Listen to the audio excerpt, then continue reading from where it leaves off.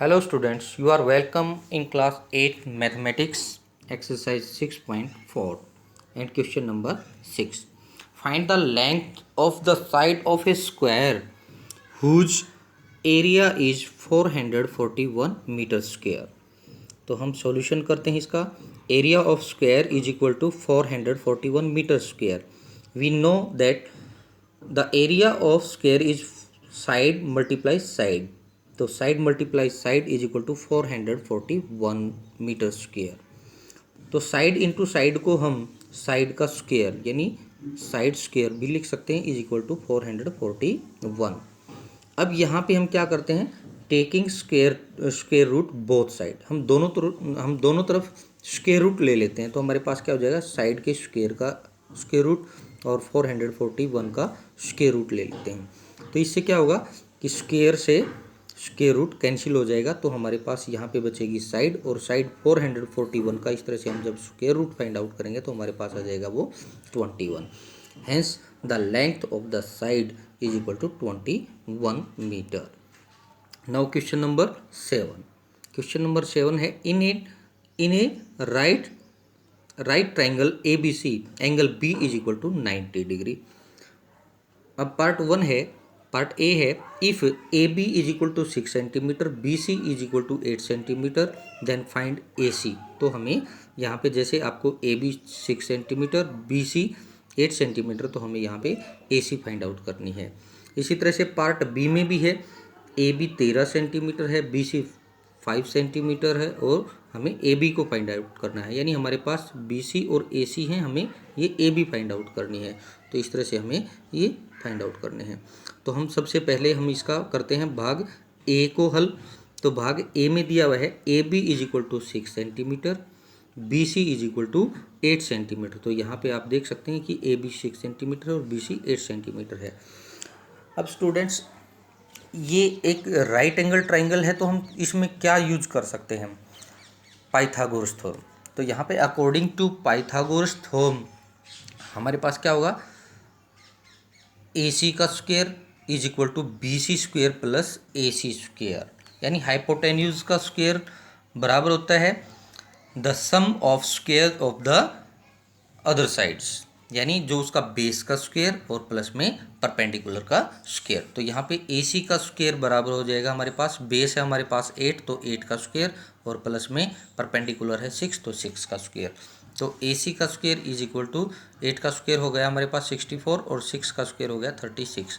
तो AC square is equal to 64 को और 36 को हम ऐड करते हैं तो हमारे पास आ जाता है 100. अब हमारे पास यहाँ पे AC का स्क्वायर है, यहाँ पे 10 का जो 100 है वो 10 का स्क्वायर है. तो हम यहाँ क्या कर लेते हैं, taking square root both side. तो यहाँ पे AC के स्क्वायर का स्क्वायर रूट हो जाएगा, यहाँ पे 10 के स्क्वायर का स्क्वायर रूट हो जाएगा. तो स्क्वायर से स्क्वायर कैंसिल हो जाएगा. तो हमारे पास AC बराबर है, AC is equal to 10 centimetre बचता है. तो ये जो हमारे पास AC की वैल्यू आई है. इसी तरह से आप सोल्व पार्ट बी योरसेल्फ. तो आप पार्ट बी इसका है वो आप स्वयं से हल करेंगे. Now question number 8. A gardener 1000 plants. A gardener has, यहाँ पे हैज आएगा, a gardener has 1000 plants. He wants to plant these plants in such way that the number of rows and the number of columns remain same. ये कहता है कि जो 1000 plants हैं वो इनको इस प्रकार से लगाना चाहता है कि जितनी पंक्तियां हैं उतने ही कॉलम होने चाहिए. तो ये कहता है find the minimum number of plants he needed more for this. वो कहता है इस योजना के लिए उसे कम से कम कितने और पौधों की आवश्यकता होगी. तो यहाँ पे आप कर सकते हैं कि टोटल नंबर ऑफ प्लांट्स हमारे पास है 1000. तो हम 1000 का स्क्वायर रूट निकाला यहाँ पे स्टार्ट करते हैं. 3 3 जा 9, फिर 10 में से 9 को माइनस करते हैं, हमारे पास यहाँ पे 1 बचेगा. फिर हम नेक्स्ट पेयर 00 उसको उतार लेंगे. अब यहाँ पे हमने जो 3% में लगाया था उसको नीचे उतार लेते हैं. तो 3 2 जा 6 हो जाएगा. अब यहाँ पे 6 1 जा 6 1 पे जाता है, तो 61 यहाँ पे होगा और ऊपर 1 वहाँ भी हम लगा देंगे. तो यहाँ पे 100 माइनस में 61 हमारे पास बचता है 39. अब हम देख सकते हैं कि यहाँ पे रिमाइंडर 39 है. तो इसका मतलब क्या है कि जो ऊपर हमारे पास आया है 31, तो 31 का जो स्क्वायर है वो 1000 से कम है, लेस है। तो यहाँ पे 31 square of 31 is less than 1000। तो हमें क्या करना पड़ेगा, 32 का स्क्वायर लेना पड़ेगा। 32 का स्क्वायर हमारे पास है 1024। तो he needed more plants is equal to 124,000 और माइनस में 1000, 1024 और माइनस में 1000। तो इस तरह से हमारे पास यहाँ बचेगा 24 प्लेंट्स। तो स्टूडेंट्स यहाँ पे जो यहाँ पे माइनस में जो 100 था वहाँ पे 1000 कर लीजिएगा। फिर है question number 9। There are 500 students in a school. For a PT drill they have to stand in such a manner that the number of rows is equal to the number of columns. यानी यहाँ पे एक school में 500 विद्यार्थी हैं और उनको PT drill के लिए इस प्रकार से खड़ा करना है कि जो नंबर ऑफ रोज है वो नंबर ऑफ कॉलम के इक्वल होनी चाहिए। तो how many children would be left out in this arrangement. तो यहाँ पे सॉल्व दिस क्वेश्चन योरसेल्फ। आपने जैसे क्वेश्चन नंबर 8 को किया है वैसे ही आप क्वेश्चन नंबर 9 को कर लीजिएगा।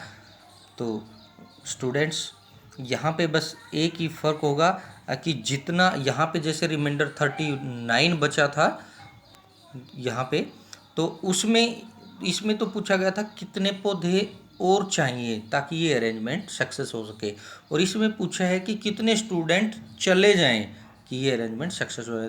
तो जो चले जाएं का वो है आंसर है, इश्यू है वो हमारे पास, जो रिमाइंडर है वही इसका आंसर आएगा।